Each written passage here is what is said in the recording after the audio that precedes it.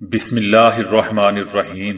السلام علیکم دوستو، دنیا بھر کی خبروں میں آج آپ سنیں گے، لیکن اس سے پہلے اگر ہو سکے تو لائک، سبسکرائب اور بیل آئیکن کا بٹن ضرور دبا لیں۔ شکریہ۔ نیوزی لینڈ کی وزیر اعظم نے ایک بار پھر انتخابات جیت لیے۔ ترکی قارا باغ کے معاملے کو بھڑکا رہا ہے، امریکہ کا الزام۔ امریکی صدارتی انتخابات میں 2 کروڑ افراد ڈاک کے ذریعے ووٹ کاسٹ کر چکے۔ برطانیہ میں الطاف حسین سے منسلک 6 جائیدادیں منجمد۔ بیوی کی جانب سے ہراسانی کا سامنا، نوجوان نے اپنی جان لے لی۔ یورپی یونین کے خلاف روس کا سخت رد عمل۔ گجرانوالہ جلسے میں 2 بچوں نے تقاریر کی جن میں سے ایک نانی بن چکی ہے، وزیر اعظم عمران خان۔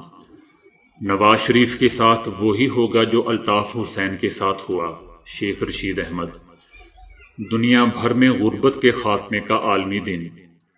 نواز شریف آرمی اور عدلیہ کے اندر انتشار پھیلانے کی کوشش کر رہا ہے، وزیر اعظم عمران خان۔ خوش رہنے کے لیے آنسو بہانا ضروری ہے۔ تو آئیے چلتے ہیں اب خبروں کی تفصیل کی جانب۔ نیوزی لینڈ کی وزیر اعظم نے عام انتخابات میں ایک بار پھر زبردست کامیابی حاصل کر لی ہے۔ اپوزیشن نے بھی شکست مانتے ہوئے وزیر اعظم کی کامیابی کو تسلیم کر لیا ہے۔ نیوزی لینڈ کی حکمران جماعت کی لیبر پارٹی کو اگلے 3 سال حکومت کرنے کا ایک اور موقع مل گیا ہے۔ اپوزیشن جماعت کے رہنما نے اپنے حامیوں سے خطاب کرتے ہوئے کہا کہ لیبر پارٹی نے انتخابات میں غیر معمولی نتائج حاصل کیے ہیں، جس پر انہوں نے وزیر اعظم کو ٹیلی فون کر کے مبارکباد دی ہے۔ انہوں نے کہا کہ نیشنل پارٹی مضبوط اپوزیشن ثابت ہوگی، ہم حکومت کے ناکام وعدوں کا حساب کتاب کرتے رہیں گے۔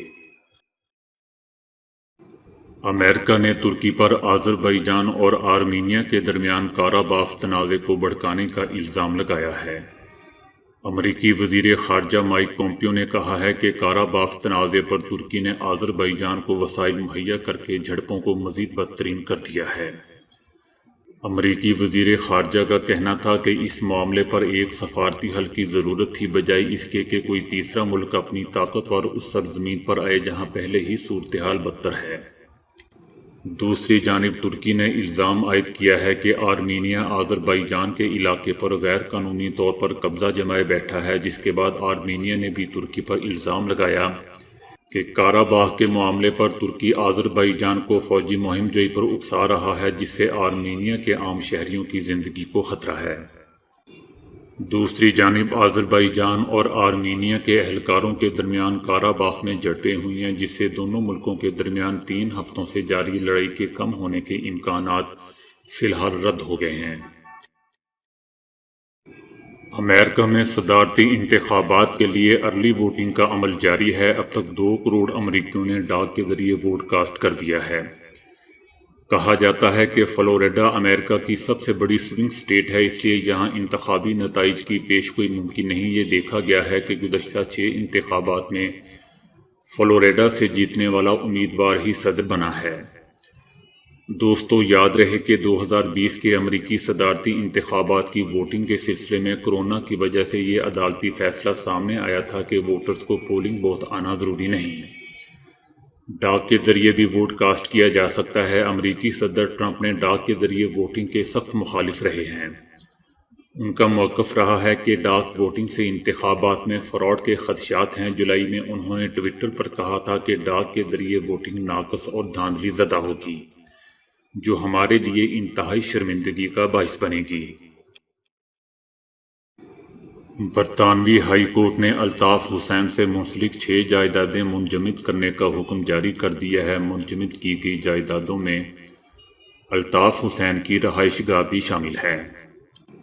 عدالتی حکم کے مطابق ان جائیدادوں کی خرید و فروخت نہیں ہو سکے گی، تاہم مذکورہ جائیدادیں بانی MQM اور دیگر کے تصرف میں رہیں گی۔ مذکورہ 6 جائیدادوں کی قیمت تقریباً 15 ملین پاؤنڈ بنتی ہے۔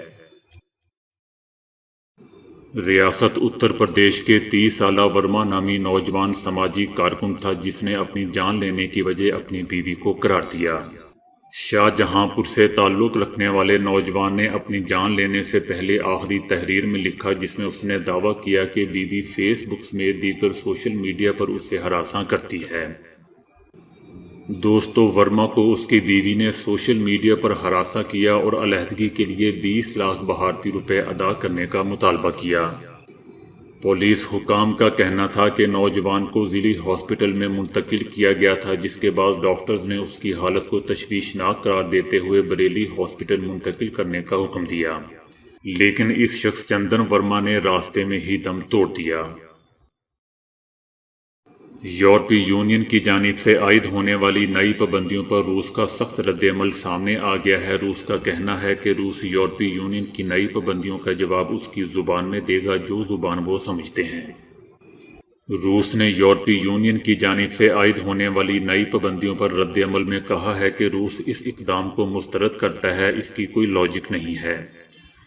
روس کا کہنا تھا کہ روس بلا شبہ صورتحال کا جائزہ لے گا، تاہم روس کا جواب روسی مفادات کے مطابق ہوگا اور روس ہر حال میں اپنے مقاصد کی تعمیل کرے گا۔ روس کا کہنا تھا کہ یورپی یونین نے روس کے خلاف جو نئی پابندیاں لگائی ہیں، یہ دانستہ طور پر ایک دوستانہ اقدام ہے۔ روس اس غیر منطقی پابندیوں کو مسترد کرتا ہے۔ دوستو، یاد رہے کہ روسی اپوزیشن لیڈر الیکسی ناولنی پر حملے کے بعد یورپی یونین نے روس پر نئی پابندیاں عائد کی ہیں۔ گوجرانوالہ جلسے میں 2 بچوں نے تقریر کی، جن میں سے ایک نانی بن چکی ہے مگر میرے لیے بچی ہی ہے۔ اسلام آباد کے کنونشن سینٹر میں ٹائیگر فورس کے کنونشن سے وزیر اعظم عمران خان نے خطاب کرتے ہوئے کہا کہ میں آپ کو خوش آمدید کہتا ہوں۔ وزیر اعظم عمران خان نے کہا کہ گزشتہ رات جو سرکس ہوئی اس پر کچھ بات کروں گا۔ انہوں نے کہا کہ اس سرکس میں بڑے بڑے فنکار تھے، مگر آپ کی سوئی ڈیزل پر ہی کیوں اٹکی ہوئی ہے؟ وزیر اعظم کا کہنا تھا کہ کل کے جلسے میں 2 بچوں نے تقریریں کی، جن میں سے ایک گو کہ نانی بن چکی ہے، تاہم میرے لیے بچوں جیسی ہی ہے، تو میں ان دونوں کی تقریر پر کوئی بات نہیں کروں گا۔ شیخ رشید احمد نے کہا ہے کہ گزشتہ روز کے جلسے میں نواز شریف کی تقریر نہیں سن سکا، سو گیا تھا۔ شیخ رشید نے مزید کہا کہ نواز شریف وہ کھیل کھیل رہے ہیں جو عالمی ایجنڈا ہے۔ انہیں اندازہ ہی نہیں ہے کہ یہ کیا کھیل کھیل رہے ہیں۔ نواز شریف بانی MQM2 بن گئے ہیں، اعلان جنگ ہو چکا ہے، طبل جنگ بج چکا۔ نواز شریف کے ساتھ وہی ہوگا جو الطاف حسین کے ساتھ ہوا تھا۔ پاکستان سمیت دنیا بھر میں کل غربت کا دن منایا گیا۔ اس دن کے منانے کا مقصد دنیا بھر سے غربت کے خاتمے کے لیے مشترکہ حکمت عملی ترتیب دینا ہے۔ اس دن کو منانے کا مقصد پوری دنیا بالخصوص ترقی پذیر ممالک میں غربت کے خاتمے کے لیے عالمی برادری میں احساس پیدا کرنا ہے۔ ایشین ڈیولپمنٹ بینک ADB کے اعداد و شمار کے مطابق پاکستان میں 5.5 کروڑ افراد خط غربت سے نیچے زندگی بسر کر رہے ہیں، جو کل آبادی کا 29.5% ہے۔ آبادی کا یہ حصہ نہ صرف تعلیم اور صحت جیسی بنیادی سہولیات سے محروم ہے، بلکہ اسے 2 وقت کی روٹی کے حصول میں بھی سنگین دشواریوں کا شکار ہے۔ اقوام متحدہ کے پائیدار ترقی کے اہداف میں پہلا ہدف غربت کا خاتمہ ہے۔ پاکستان بھی ان اہداف کو حاصل کرنے کا پابند ہے، جس کی ڈیڈ لائن 2030 ہے۔ وزیر اعظم عمران خان نے نواز شریف کی آرمی پر تنقید کا کرارا جواب دے دیا۔ ان کا کہنا تھا کہ ذخیرہ اندوزی لعنت ہے، جس کی روک تھام کے لیے ٹائیگر فورس کی ضرورت ہے، لیکن ٹائیگر فورس کے رضاکاروں کو کہیں بھی مداخلت نہیں کرنی چاہیے۔ آپ نے موبائل فون سے تصویر کھینچ کر پورٹل میں اپلوڈ کرنی ہے، باقی ذخیرہ اندوزوں کے خلاف ایکشن لینا میرا کام ہے۔ جن دکانوں پر قیمتوں کی فہرست آویزہ نہیں، وہاں کی تصویر کھینچنی ہے، خود کہیں مداخلت نہیں کرنی، ورنہ ایسے لوگ آ جائیں گے جو پیسہ بنائیں گے۔ وزیر اعظم عمران خان کا کہنا تھا کہ شوگر ملز مالکان بہت طاقتور ہیں، ان میں شریف خاندان اور زرداری خاندان شامل ہیں۔ انہیں اب تک کسی نے نہیں پوچھا تھا، وہ جو قیمت طے کرتے تھے اس پر فروخت ہوتی تھی۔ پہلی بار اس معاملے کی تفصیلی انکوائری ہوئی ہے۔ اب ہم جو پلان بنا رہے ہیں اس کے بعد لوگوں کو آئندہ مہنگی چینی نہیں ملے گی۔ وزیر اعظم نے نواز شریف کو کڑی تنقید کا نشانہ بناتے ہوئے کہا کہ آرمی جوان ملک کی خاطر جانیں قربان کر رہے ہیں اور نواز شریف گیدڑ دم دبا کر باہر بھاگا تھا۔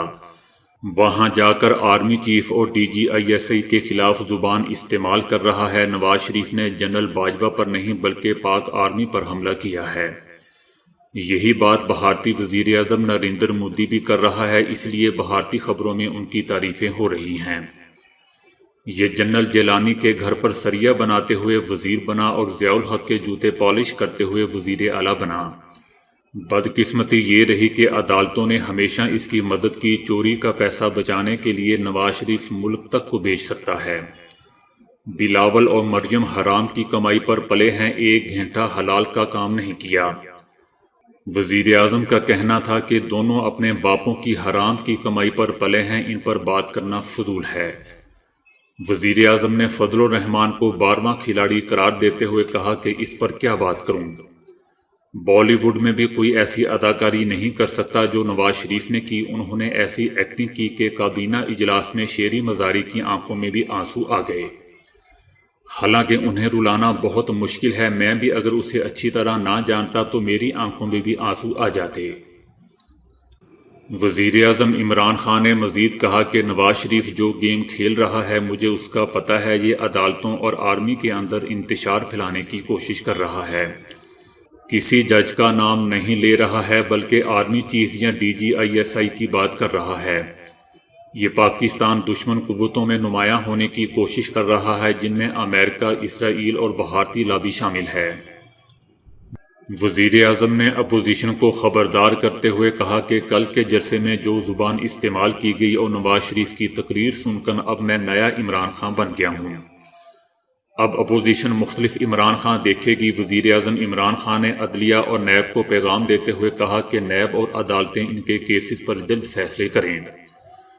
لوگ تنگ آ چکے ہیں اور انصاف چاہتے ہیں کہ کیسز کب عدالتوں میں مکمل ہوں گے، ان چوروں سے کب پیسہ نکل کر واپس آئے گا۔ چیف جسٹس پاکستان سے درخواست کرتا ہوں کہ حکومت سے جو سپورٹ چاہیے، حکومت اس کام میں آپ کی ہر طرح کی مدد کرنے کے لیے تیار ہے، لیکن خدا کے واسطے روزانہ سماعت کر کے یہ کیسز ختم کریں۔ یہ 30 سال سے ملک کو لوٹ رہے ہیں لیکن ان کے کیسز کے فیصلے ہی نہیں ہو پاتے۔ نواز شریف واپس آؤ، اب میں تمہیں دیکھتا ہوں۔ عمران خان نے پاک آرمی کو سراہتے ہوئے کہا کہ کراچی کی بارشیں ہوں یا کورونا کی وبا، آرمی چیف جنرل باجوہ نے مشکل وقت میں ہمیشہ ہماری مدد کی، اپنی دفاعی اخراجات کم کیے، خارجہ پالیسی میں ہمارے ساتھ کھڑے رہے۔ آج سے میری پوری کوشش ہے کہ نواز شریف کو ملک واپس لا کر جیل میں ڈالوں گا۔ نواز شریف تم واپس آؤ، اب میں تمہیں دیکھتا ہوں۔ جاپان میں ایک صاحب ایسے ہیں جو خود کو آنسوؤں کا استاد کہتے ہیں اور گزشتہ 8 سال میں 50,000 سے زائد لوگوں کو باقاعدہ آنسوؤں سے رونے کی تربیت دے چکے ہیں۔ ان کے پاس کچھ ایسے طریقے ہیں جن پر عمل کر کے آپ خوب آنسو بہا سکتے ہیں، چاہے کتنے ہی سخت مزاج کیوں نہ ہو۔ عام خیال کے برعکس نفسیات میں رونے اور آنسو بہانے کی خصوصی اہمیت ہے، کیونکہ اس سے ہمارے دماغ اور اعصاب پر دباؤ کم ہوتا ہے، دل کی دھڑکنیں معمول پر کم ہوتی ہیں، جبکہ مجموعی طور پر صحت بھی اچھی رہتی ہے۔